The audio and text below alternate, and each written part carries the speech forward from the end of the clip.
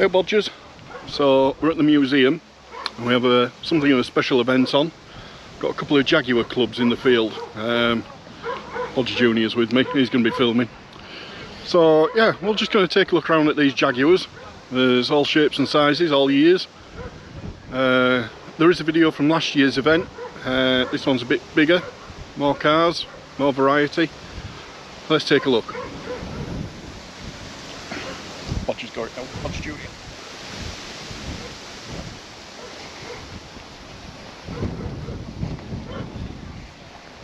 You got me in frame. Ah, there you go.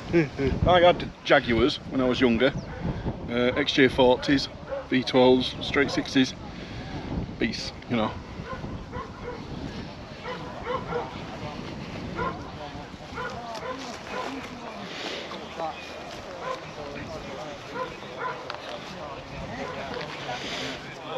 And the father-in-law had one of them back in the day.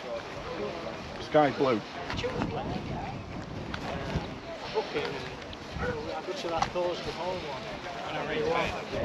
So yeah, all sorts. So you have to keep me in frame, keep filming the car.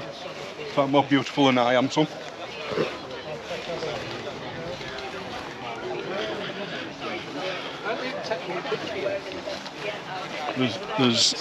This is Eric over here. He's young. Eric, give the YouTubers a wave. We're doing a video. We'll be pouring it up later at some point Sunday, probably. Welcome to Jaguar of Yorkshire Day. Get in there. Go see him. So, what clubs have we got here? Today we've got the Jaguar Drivers Club. We've got the Jaguar Enthusiast Club. We've got Jaguar Meets and Events Yorkshire. We've got JDC Area 62 Yorkshire, and there's new members come today who's recently joined, which is fantastic as well, because they've come to join this fantastic event. Links will be in the descriptions. He's going to send me them later on. Yep. And I'll add them into the description, how you can contact all those groups and how you can contact him. Yeah, please join our group. Come and have a good time with us. Fantastic outing today.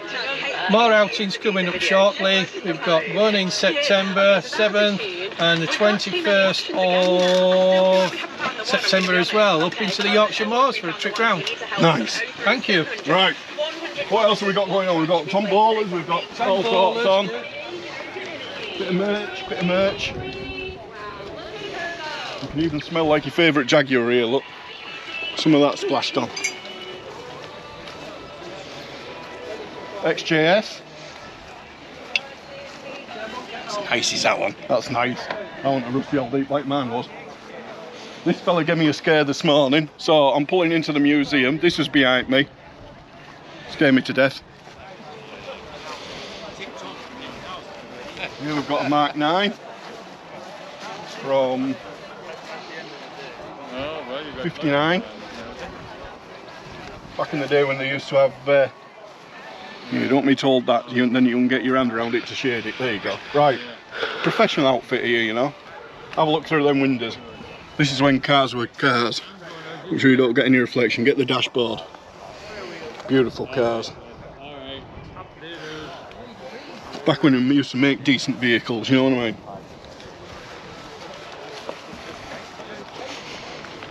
And we'll go up this road. Later on, we do have the Lancaster coming over. It's going to be flying over near us, Fish Lakes, but hoping to get the Lancaster on the circuit. We're hoping they're going to come over about 2 o'clock. So, they aren't bombing us. They aren't bombing us? Not yet. Not yet. Don't know, depends how grumpy Adi is.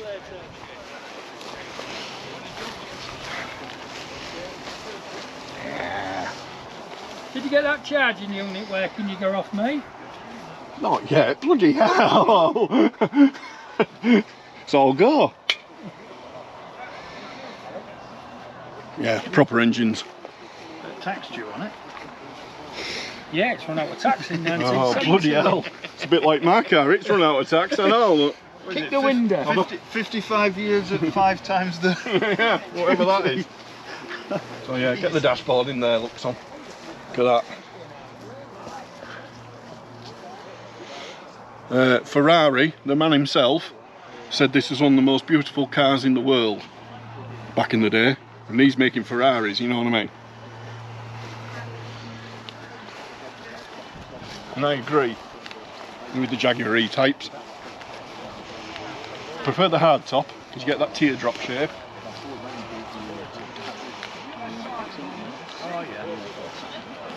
All sizes. 2009 this one.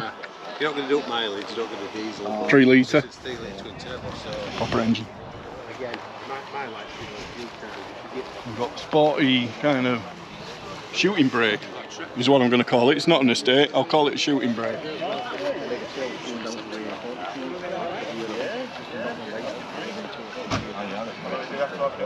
I went down to Gaydon. I've been down a few times without in that. Yeah. Been in the magazines as this one. I actually got selected a few years ago when the Jaguar enthusiast club were doing the Princess Trees at Windsor. You see how, although it looks slightly different to the XGS, you kind of still got the same, what's the word, ambiance. It's a show winner. Through Windsor Castle because they were around. Something for more of Bodger Junior's generation. You know, Fast and Curious, or whatever they call them nowadays. We actually drove through the Windsor Garden, around the Fortway to Windsor Castle. mine's not here today. Mine's in preparation for the ice cream one this week.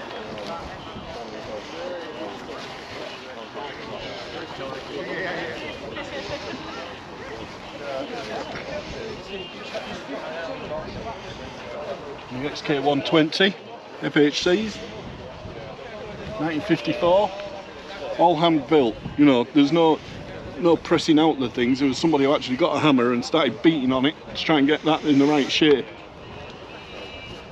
This is why on some of the E-types they reckon that the bonnet won't fit any other E-type because it was all handmade.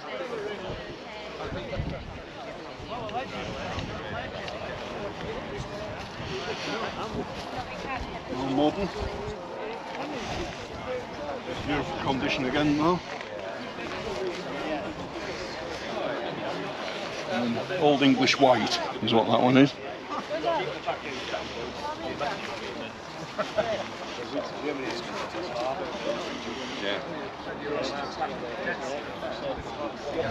Straight 6, 4 cylinder, straight 6, 4 litre. You see how the heat has gone into the metal and discoloured the metal. You get that like rainbow pearlescent effect on it now. This is what she used to look like.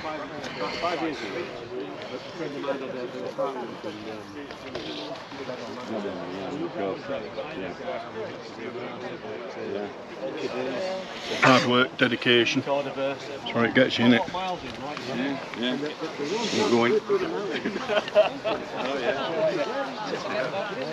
But Jaguar didn't just do sports cars, you know, they did the good old family bus as well. Well, that's what they designed for these cars. That's it. To buy a good one. Got flowers in this one. That was in this one. That was our wedding car last year. Yeah, I had one for mine as well. What are these? No, I had the PT40 is what I had. Oh, lovely. The one before this. The one before it, square headlight. Yeah. Oh, they make a fantastic weight. Yeah.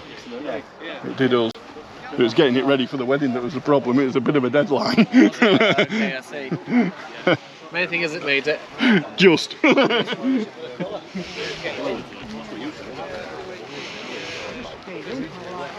Lovely colour that. Give me a 3-month warranty on it. Yeah. For XGS. 1991, 4 litre. One of the last ones.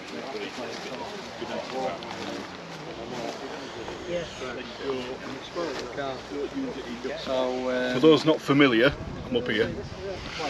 Hi. For those not familiar, Jaguar and Daimler are on the same production lines. This is a Daimler. This is a V8. Same as the Mark II Jaguar. Look through there and see the interior on that. He's fetched a pilot with him, that one, look. I always like the grill. Just fits your fingers.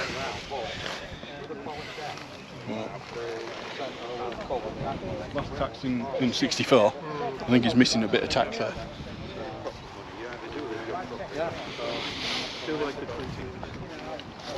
This is the one I'd be taking home. 1971. Only 53,000 miles. My van's done 207.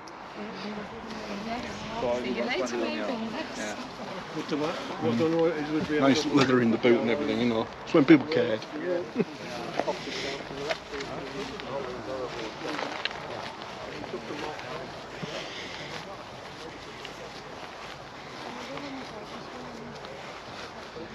And 1967, you'll notice a change in the grille on the front.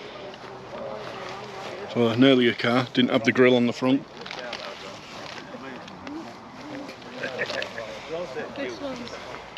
This is a rock before. I think it's got a rock on it. Another Mark II. You can see the pin. Oh, so you don't look back out.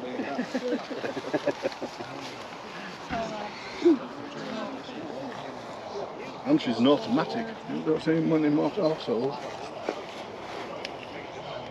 That's it. Pause it at your leisure.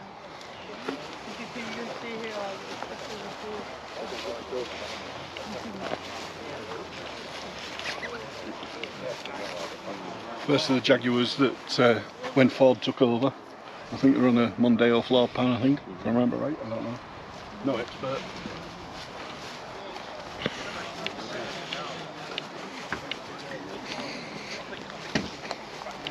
A bit more sporty and modern.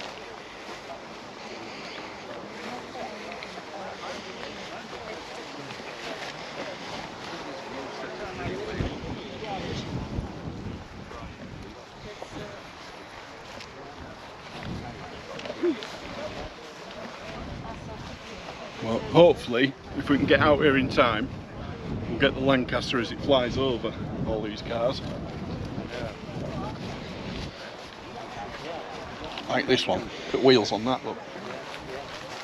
Get some of them for the van.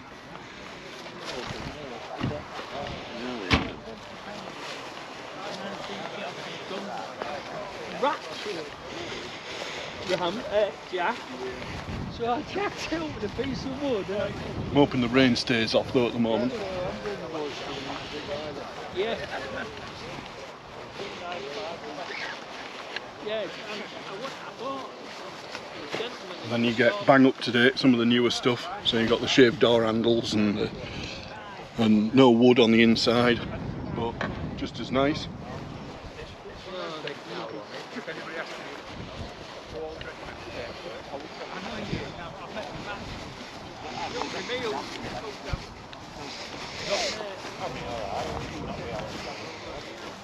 Oh yeah. On eBay, shall we?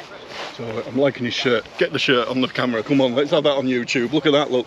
Spitfires. We've got the Lancaster coming over at 2 o'clock, hopefully. Is that right? Yeah. So yeah, well, there's a big event on, military event on over at Fish Lake, which is just down the road. All right. And we're hoping we're going to be on the circuit for him to go do the second pass. So. And it's coming tomorrow. Tomorrow we might have the Red Arrows and the Lancaster. But yeah. Is this event on tomorrow as well then? The museum's open. Right. Yeah, not the event, but yeah, the museum's Did open. a taxi ride in the one down at Lincolnshire. Lincoln, yeah. Spilled Couple of Yeah, weeks ago, yeah, Spilled. it's lovely, yeah. It's really good fun actually. Managed to get my car photographed in front of it as well.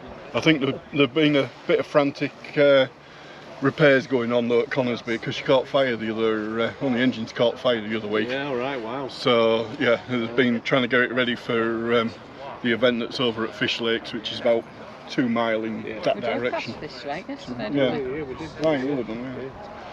Very good, thank you. Oh yeah, so eyes to the skies. Can't guarantee it, but we're hoping. Bit of a spoiler on here, look, makes you go faster, that look. Carbon fibre. You see the weave. It's like a material, so.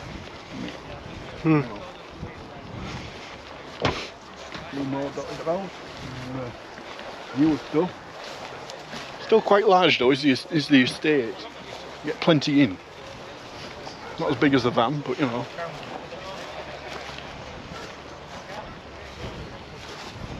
So yeah, if you get a wide shot, show them across the field. Everybody's here, enjoying themselves hopefully. Plenty of them have been into the museum and been doing my usual little talks and things, showing them around the museum. With a rogue BMW, what's that doing here? I see it. Look at Jaguars.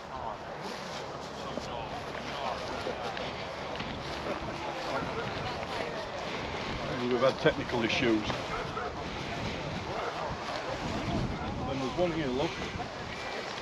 We have a word with your mum, Mrs. Bodger. One here for sale, look at that. Yeah. Don't think it's going to happen to you, son. No, I don't know. No, I don't think so. So yeah, get it right up, show everybody what we've got going on.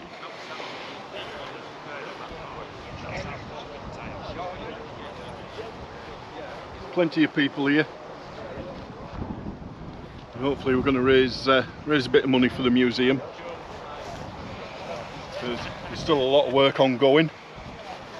And I think it will be for a lot of years, so if you want to donate, I'll leave a link in the description below for that as well.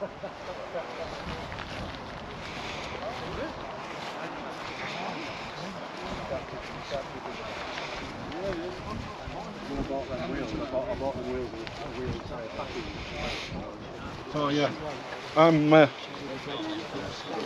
on the judging panel, right? But if I was on the judging panel, this would be the one that would win for me, I'm afraid. Nice to hear. I'd also be taking it home, but I don't think the wife would buy that. So there you go. 1971. V12. 5 years, we put another 7,000 miles. Yeah, that's the boy, is that one. That's the boy. So there we go. We'll have a quick waltz around the museum, we'll see what's changed in there, and we'll see what's going on. Right folks, we're now at the museum. For those who don't know, I volunteer at RAF Snaith Museum. We're near Selby, between Selby and Goole kind of area. Link will be in the description. We've got a Facebook page and stuff as well. You've been here before. If you are an old member, you've seen it. But yeah, we'll just have a walk through and tell you some stories and see what's going on, shall we? Expensive afternoon. Never is anything. Big Mike doing his usual thing. He calls it research. There's research for that. Yes. Yeah, some of us call it just sitting around.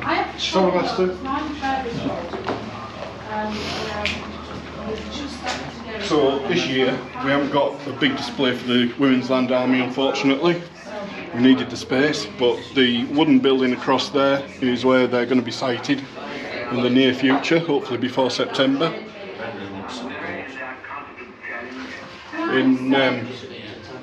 In September we have a 1940s weekend on the 13th and 14th of September. So hopefully you'll be able to come along. Me and Adi will be here, and a few other surprise YouTube guests that you might be familiar with. Lots of models and all sorts, all for sale. And then we've got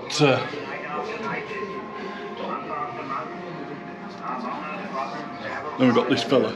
Get back, get his full uniform in. There you go. He's a bit tall, the Aryan race I suppose to wear, whereas I'm just the hairy race. And then Tank Commander, also from the other side. But for us, you've got to tell the other side of the story, because there's two sides to every war. So we try and tell their story as well. They were soldiers, following orders. It is what it is. So yeah, we've got a few pieces that are genuine. This is the tail panel from a Ju-88. Snaith was actually bombed twice, and it was Ju-88 that did it. And this was dug up somewhere relatively local, so we're hoping this was one of them that did the bombing. We got him. And then Desert Rats. Where's shorts on? Where's legs on?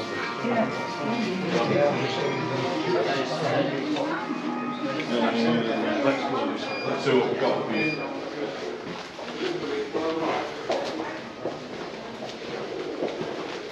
Here's his landing lights.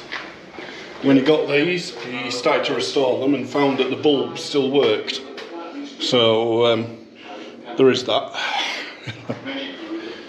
Lots of stuff from Burn Airfield. And these are models of what the buildings would look like here. Sometimes the scale's a bit off, do forgive us.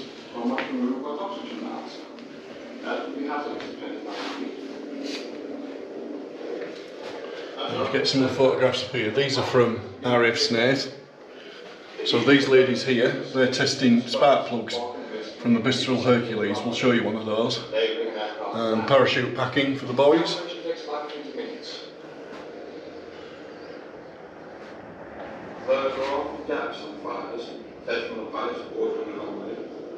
These gaps tend to reduce the system's efficiency.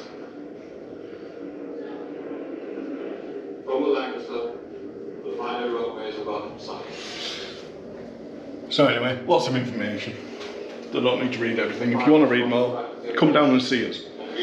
So here, we had secret aircraft testing as well. The first of those was the rotor chute. Get close in there, so it's only little. So that basically was a auto gyro, but without the engine, is the way to say it. And what they did is they was towing those up with the Halifaxes. So the Halifax was more adaptable than Lancaster, and at Sherburn and Helmet, the AFEE was doing secret testing of aircraft, and they only had grass runways. They didn't have, hang on, I'm in the, get me in the light here, look, son, turn around, there we go, light on my face. So yeah, so they was doing secret aircraft testing here because they only had grass runways at Sherburn. Come here, adapt Halifax to do the towing, and they towed that up and tested it several times. There was a bigger brother which was the rotor buggy. I'll put a picture of that in now.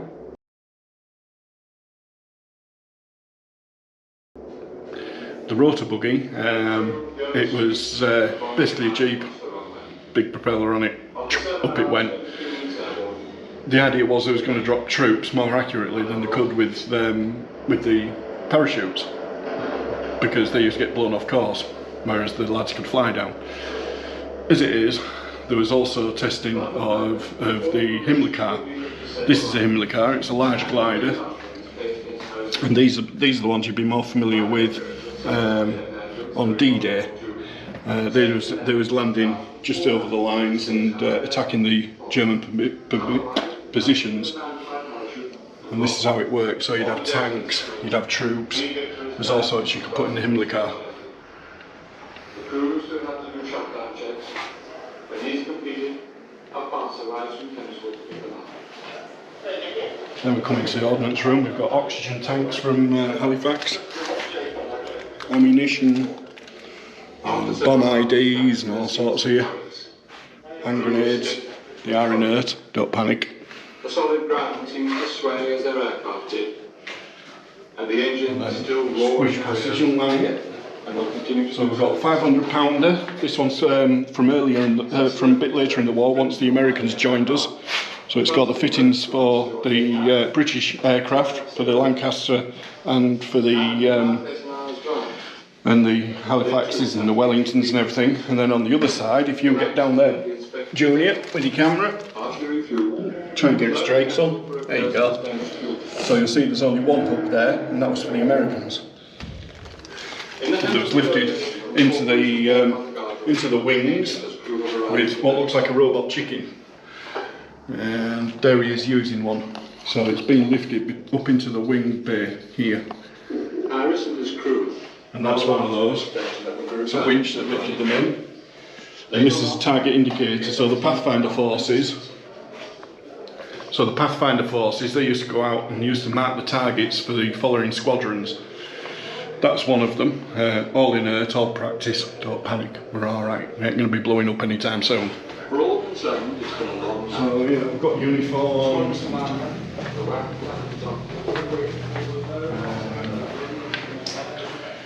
This is the reason the museum is here. This is MHJ, J for Jane, and that would have been something similar to the nose art that would have been on Jane. But this was found. There was a little boy in Holland, and he watched one of these come down, one of the Halifaxes, and it was one of ours that came down. Everybody survived, I believe, but he always thought about it as he grew up, and he decided to go and find the wreckage. And this is the wreckage of Jane. He brought it home and needed to do something with it, so he sat on it for nearly 60 years, and then decided that he'd heard about Zoe, the boss, who was wanting to open a museum and wanted to get in touch, and so there was a bit of panic on while we tried to make a museum, and this is the result. Here she is. Well, all the stories are on the walls. If you need to know more, there's more on Aidy's channel on Blow 8 Cylinder, link in the description. But do come down, visit us, because that's what we need, people in so we can tell the stories.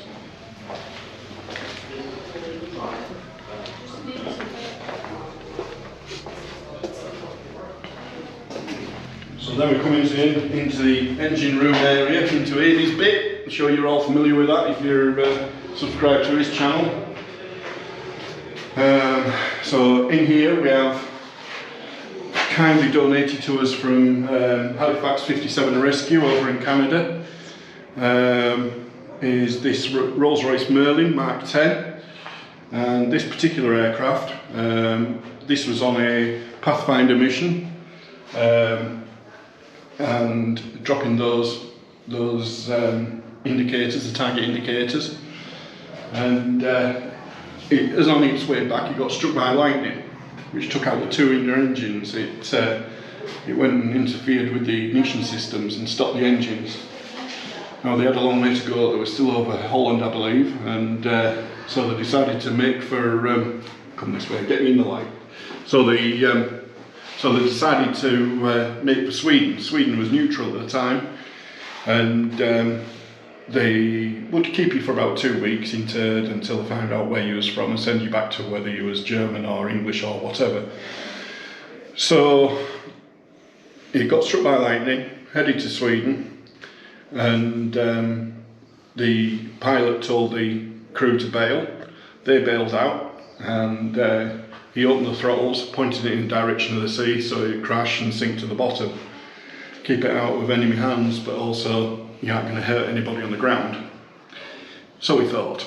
So he jumped out, and the plane continued and eventually crashed into the sea, and he landed on a cow, killing the cow. So he had a farmer running after him, "You've killed my cow," blah blah blah, all in Swedish. He had no idea what he was talking about. He got interred, and then after about a week or so, the RAF was in touch and said, "We need you back, we need pilots. Your crew can stay where they are for now, we'll get them back." So he managed to escape, shall we say, out of this internment camp, and he was told to go to a little crash strip in the middle of nowhere because they was collecting ball bearings. Being a neutral country, they supplied both sides with ball bearings and whatever else materials. So they sent over a Mosquito to go from Scotland across, pick up the ball bearings, fly back. You need to be in the belly of that Mosquito. He got in the belly of it, flew back to Scotland. Now this chap was Welsh, and spoke with a broad Welsh accent. They couldn't really make a lot of him, and they weren't sure if he was enemy or not. So anyway, as it turned out, he wasn't. They sent him back to his squadron, and he was flying again. So yeah, everything's got a story. Some of them are fantastic. The spark plugs actually still work. There's a spark plug down the back. Can't see it at the moment, but yeah, it still works. You connect it up to a coil, and surprisingly, after 80 years under the sea, it still works.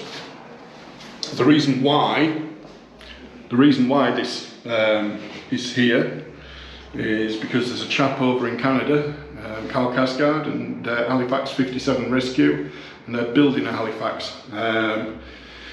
and they're trying to fetch up as many wrecks as they can, pay tribute to the crews and use those parts if they can, or get patterns off them to make new ones. And this thing's going to be capable of fast taxi and everything else. It's going to be a one of one. There is no Halifaxes still surviving, unfortunately. So, well, there is. Let's correct that. There is Halifaxes still surviving. There's one at Yorkshire Museum you saw me working on the other week. That one's actually an amalgamation of different aircraft.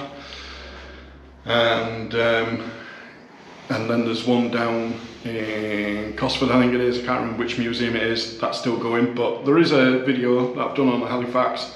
It'll explain which ones are still in existence and which ones are still going to be built, and hopefully fast taxiing.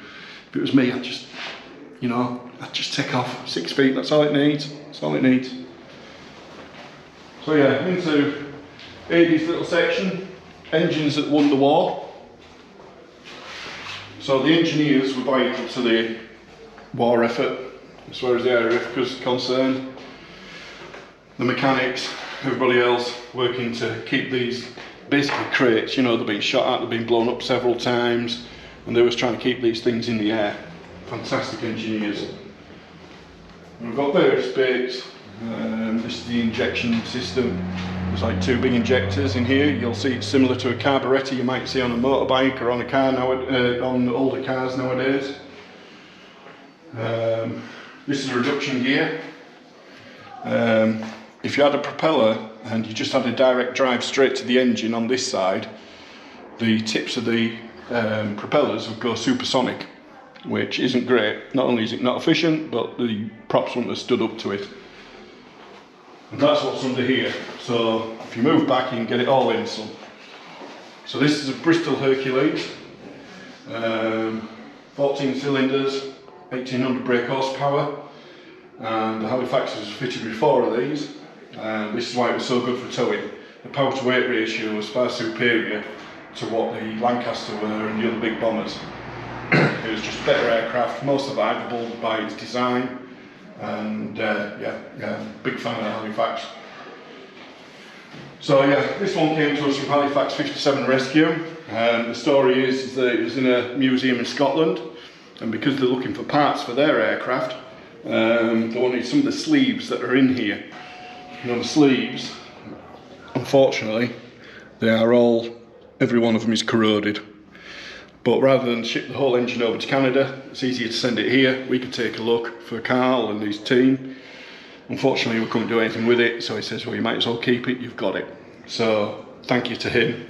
Links will be in the description to Halifax 57 Rescue and Carl and all the good work he's doing. Seriously, check out, the man is amazing, and so is his team. The skills are unbelievable. And that's talking as a former engineer. We've got truck engines, we've got these things here were what supported Halifax while she was on the ground. A bit like a life support machine, kept the systems working. And then these engines here, the Lister Junior, that would have been fitted to the fuel bowsers and the water bowsers as a pump to run the pumps. That one's a running example. Then we've got the radio room. Several restorations are going on at the moment in the radio room.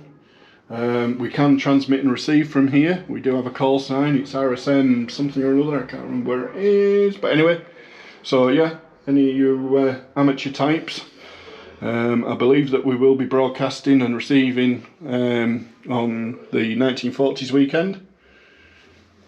These are the radio sets that were in the Halifaxes and the Lancasters. You'll have seen them on the movies and everything else. He's hoping to get one of these sets working, and according to him, the radio guy that we've got, Martin, the people on the other end will be actually able to tell that he's broadcasting on a World War II set. So I think that's quite amazing, really, after all these years. And then in here, various other radio sets, field telephones, and then the old Morse code. He's hoping that he's going to get all these working. And then this one is a Gibson Girl. This was what was in the lifeboats on the Halifaxes.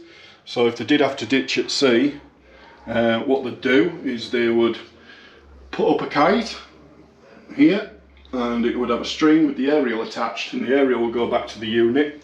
Here's the aerial, and you'd send up the kite, and you'd be able to broadcast from your lifeboat, your little rubber dinghy, to get help.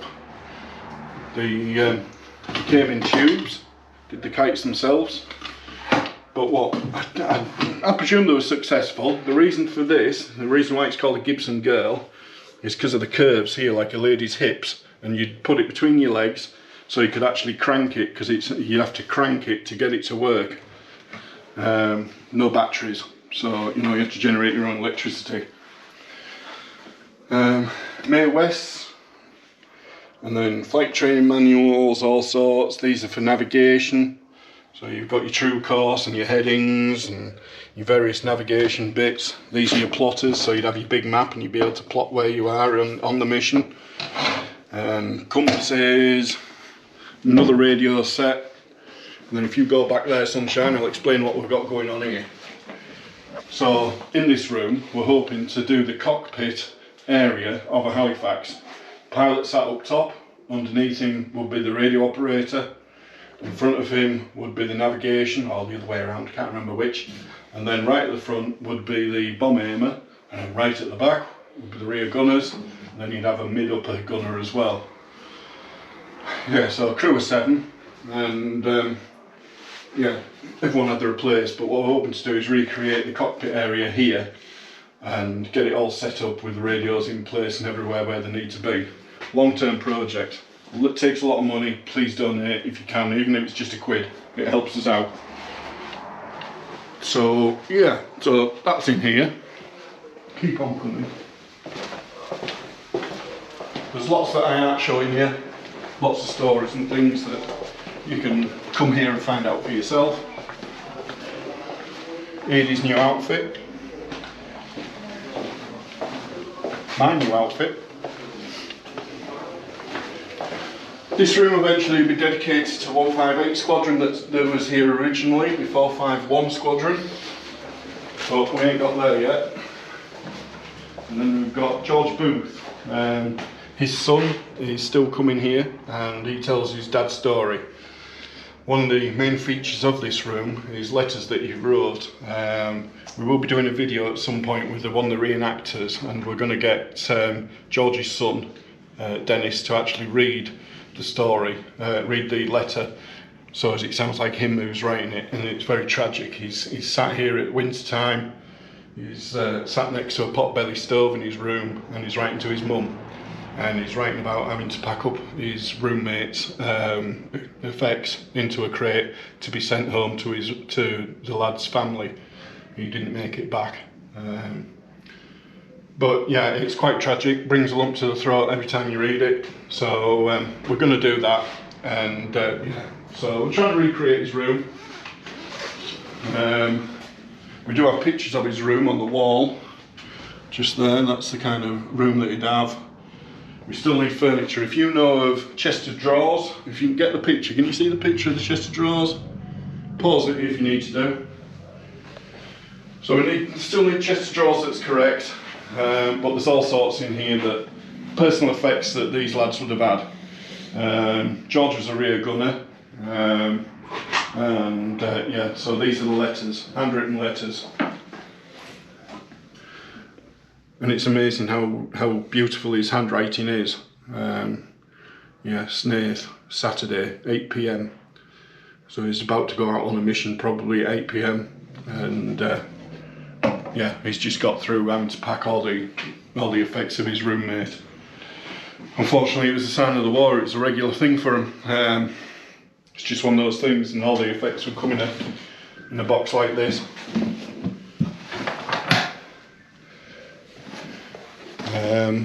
And the kit bags and everything, it'd all just get packed up, sent back home, and yeah.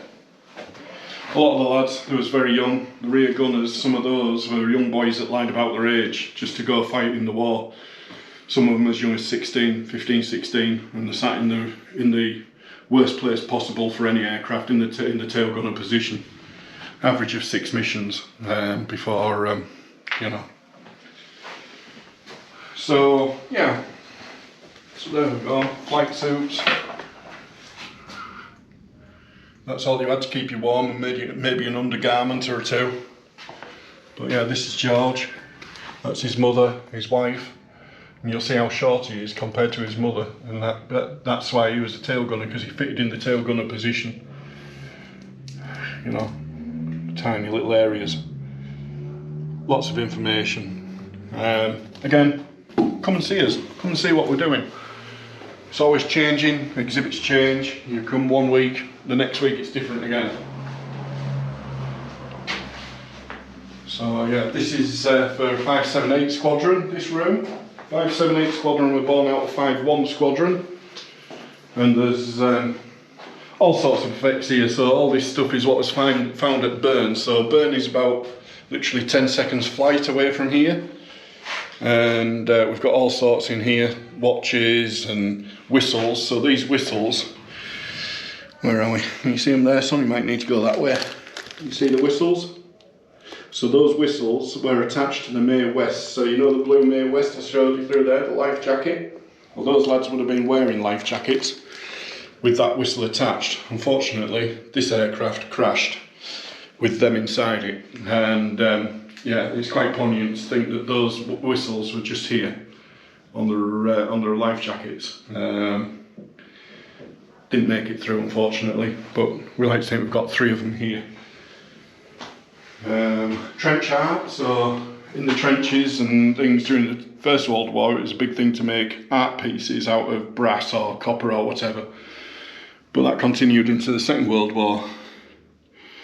So we've got, what is it, P whatever it is, the American thing back there, all made out of bullet shells and things, Spitfires, and I think that's what is that? That's a Halifax, going by the shape of it.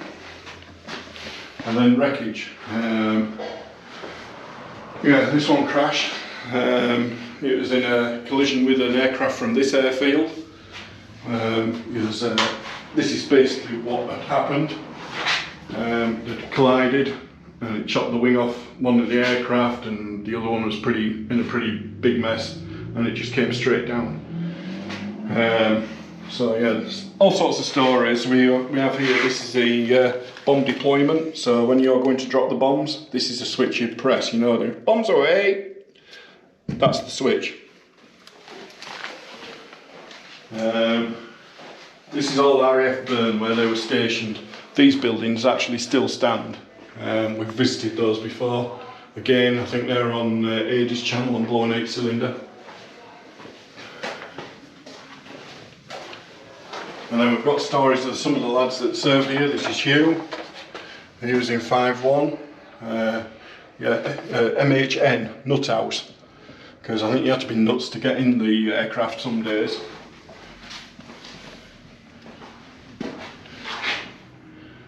Killed in action, 1943. Louis Jimmy Hammond. But you'll notice they're all quite young men. And it's scary to think some of them was as young as Bodger Jr. and going up there and fighting for their countries. So here we have, this is taken here at Snaith, the lads collecting their parachutes, and we do have a table exactly like this, and we like to think it's the same table because underneath it is actually stamped 5-1 Squadron Snaith. So it's definitely wartime, definitely from this site. Quite excited with that one. But yeah, all the stories of all the pilots from all over the world.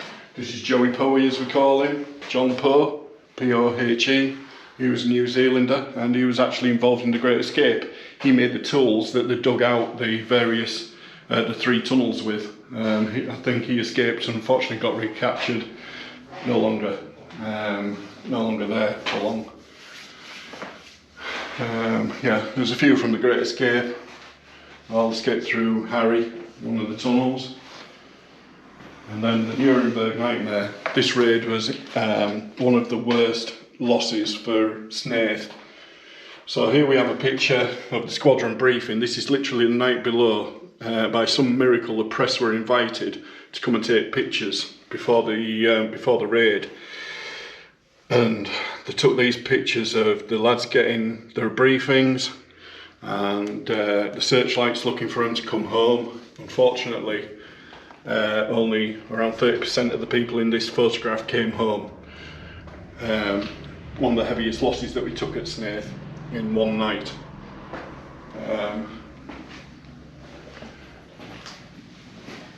And then the Halifax, because it was so good at taking damage, so here you see a large chunk out of the tail, it still flew and got home. It was just one of the safest aircraft of the war as far as I was concerned. A lot easier by design to get out of.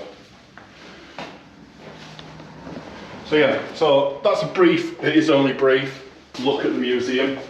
If you like what you see, please do come down and come visit us, because you get to see all this, you get to see the medals, you get to see all the stories of all the people that served here. And then after the war, there were the Land Army girls that served here as well. They were trained here and then sent out to farms across Yorkshire and North Lincolnshire. My grandma was one of them. Chances are she was trained here, and she went out to near RAF Home on Spaldingmoor, where she met my grandfather, and here I am. That's the story for another time. Right, thank you again for all attending and staying with us so far today. Matthew has done his business, been round, looked at all the judging cars, and he's already told me it's been another fantastic display of Jaguars here again today. Last year was a very tight-knit choice on his decisions, and what's it been like today?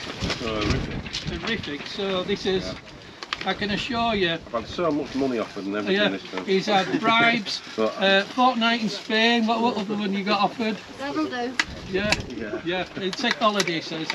So he's going to shout out who the winners are going to be. How we're doing it is Matthew's going to give you the choice of the things here. He'll tell you how he's going to do it. And after that we will do the raffle, okay, what we've already drawn. I think one of you two years bought tickets, and then we'll call it a do then. Right, okay guys, yeah. What should we do last first? Third, second, third, yeah. Then you've got time to run. Yes. Right, okay, the first prize, which is well deserved, and I'm sure everybody will agree with this, is to Bob Woodhouse, wherever here he is. Here's Bob. Yeah, come and get your certificate. And Bob's got the well done there. You deserve it. It's for the white Jaguar E-Type, 1966 E-Type, and it's a really lovely car. All credit to you. There's your certificate. And then these are your fantastic prizes. So you've got a voucher there, £100 voucher, and you've got a bottle of champagne as well. You can look in this direction and you think, oh come on, let's see it, show it off if you've got it. Nice one. Lovely. Sick, brilliant. So yeah, give Bob a round of applause. Now this is where it gets a bit tight now, because this is where it gets a bit stinky now. Yeah, because it's hard to choose now. It's very hard to choose, but the second prize award is going to go. Now then, where is he? He's hiding. He might not be getting it. Might have gone home. Is he? Is his car still there? Yeah, it is. Yeah. Where is he? Well, I don't think there's anybody left in the kitchen. Is this here? No.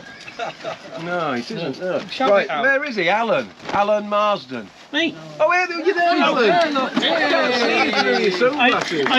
I had my jacket on before. Alan has got the beautiful XK120.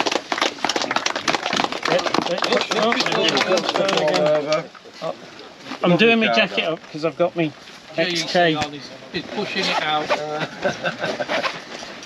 Not that it's cold. Thanks. Brilliant. Yeah, Sorry, well done, Alan. Yeah. Thank you very much. There you go. There's your certificate. Right. Which do you want? Do you like gin? The missus certainly does. Well, there we go. Brilliant. Right. Casting no aspersions. Right.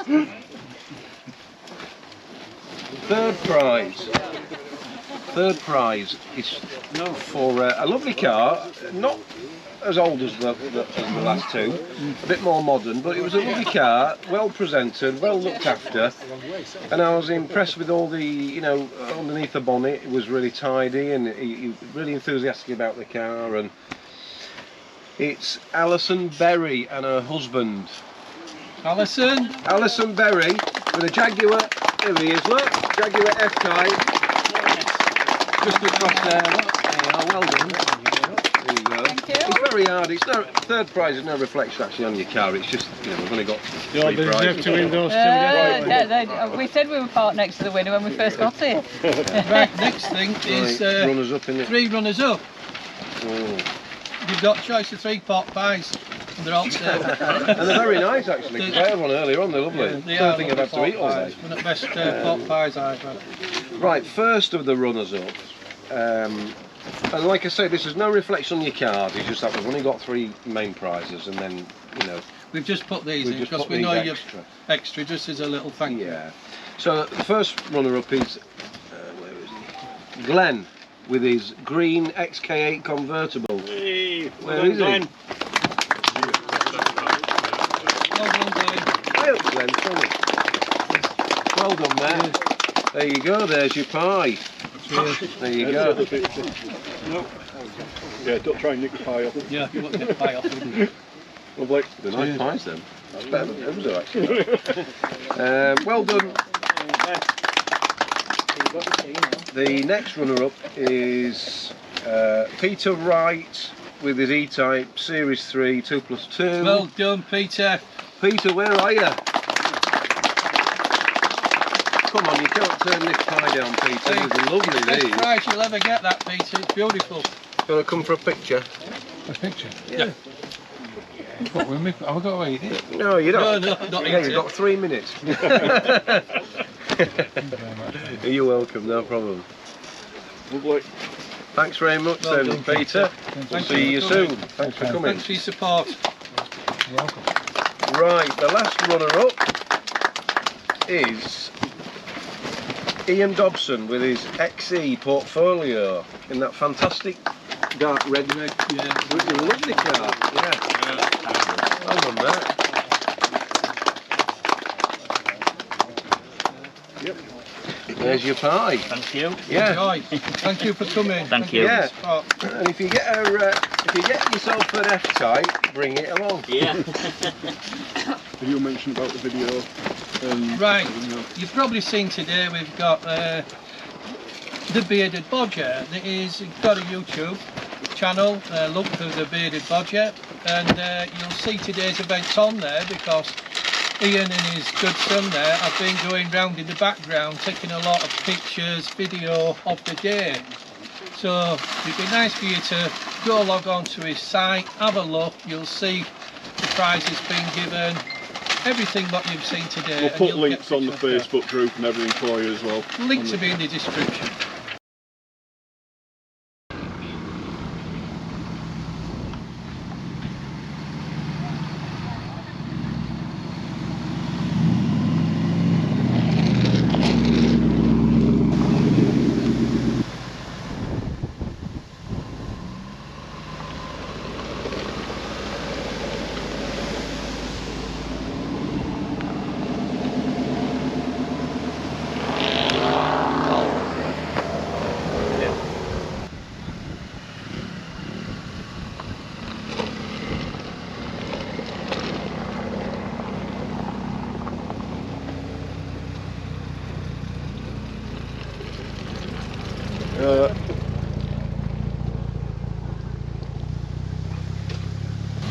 It would be on nitrometer.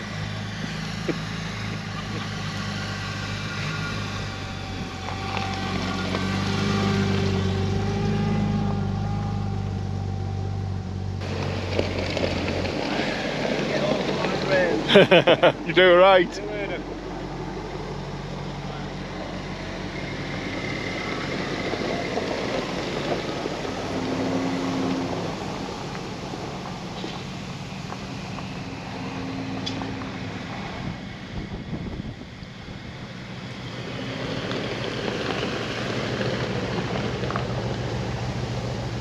These two are already subscribers. See you later.